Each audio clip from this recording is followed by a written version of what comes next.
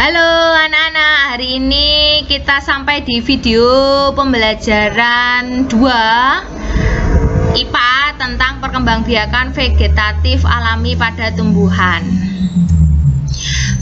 Perkembangbiakan vegetatif itu ada 2. Nah, tetapi sebelum kita ke macam-macam perkembangbiakan vegetatif, kita akan mengetahui dulu apa itu artinya perkembangbiakan vegetatif. Perkembangbiakan vegetatif adalah perkembangbiakan tanpa pembuahan atau tanpa kawin atau tanpa meleburnya sel kelamin jantan dan sel kelamin betina.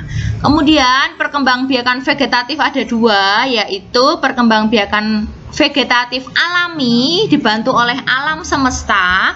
Yang kedua, perkembangbiakan vegetatif buatan. Ini perkembangbiakan vegetatif yang dibantu oleh manusia. Lanjut. Nah, macam-macam perkembangbiakan vegetatif alami. Yang pertama adalah membelah diri. Contoh tumbuhannya adalah ganggang hijau. Ganggang hijau ini hidupnya berkoloni atau berkumpul dengan teman-temannya sesama ganggang hijau ya. Nah, membelah diri ini biasanya terjadi pada tumbuhan bersel satu. Nah, kemudian yang kedua adalah spora. Contoh tumbuhan yang berkembang biak dengan spora adalah jamur, lumut, dan paku-pakuan. Jenis paku-pakuan. Nah, spora ini dibentuk dan disimpan dalam kotak spora. Kotak spora namanya sporangium, ya.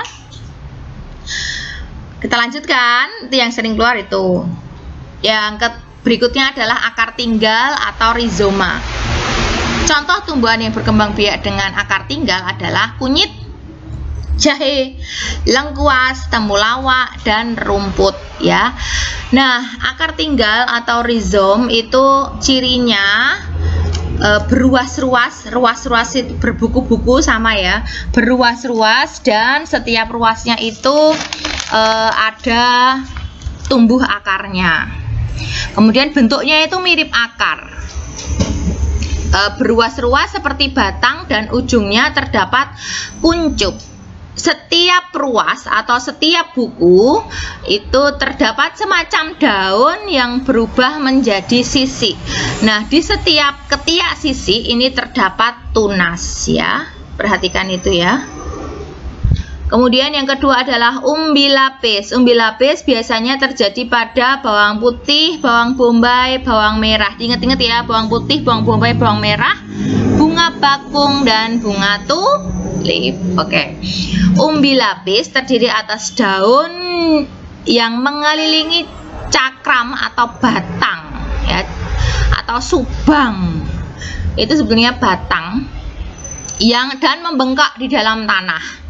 Nah, pada permukaan atas terdiri atas buku atau ruas-ruas, tumbuh daun yang tebal dengan 1 atau 2 kuncup ketiak yang letaknya berdekatan sehingga berlapis-lapis. Itulah umbi lapis ya. Kita lanjutkan umbi batang. Umbi batang ini contoh tumbuhannya adalah kentang dan ubi jalar.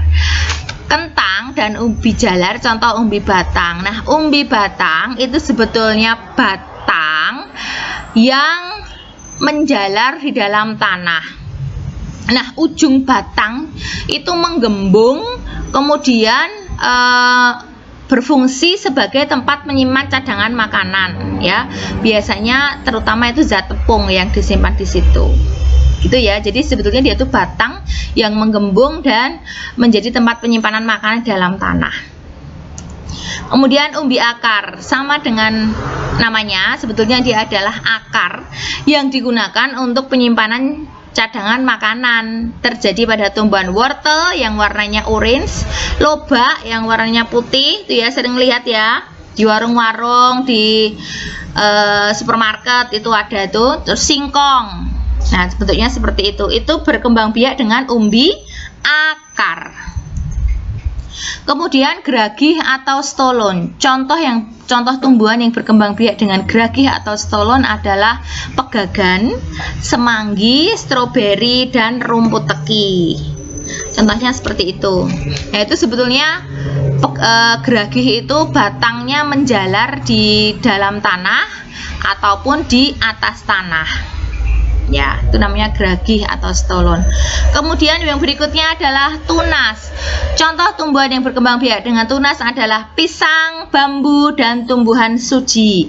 Tunas ini tumbuh berdekatan dengan pohon induknya. Nanti kemudian kalau sudah besar mau dipindahkan berjauhan dengan induknya bisa menjadi individu baru. Tetapi misalnya kalau tidak dipindahkan, dibiarkan begitu saja, maka si tunas tersebut akan tumbuh berdampingan dengan pohon induknya dan tidak akan mengganggu proses kehidupan induknya, tidak. Mereka tidak saling mengganggu.